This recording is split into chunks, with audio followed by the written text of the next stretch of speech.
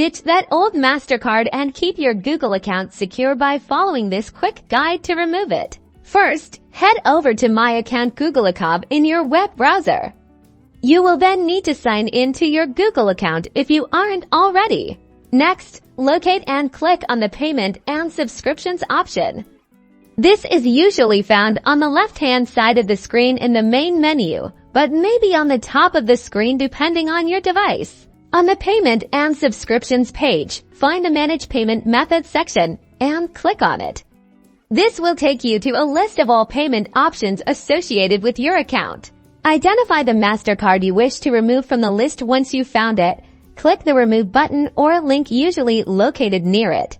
A confirmation pop-up will appear. Carefully read the warning, which explains what happens after the card is removed. Then click Confirm or Remove to proceed. And that's it. Your Mastercard has now been successfully removed from your Google account. Make sure to update any subscriptions using this card and consider adding a new payment method if you need it for purchases.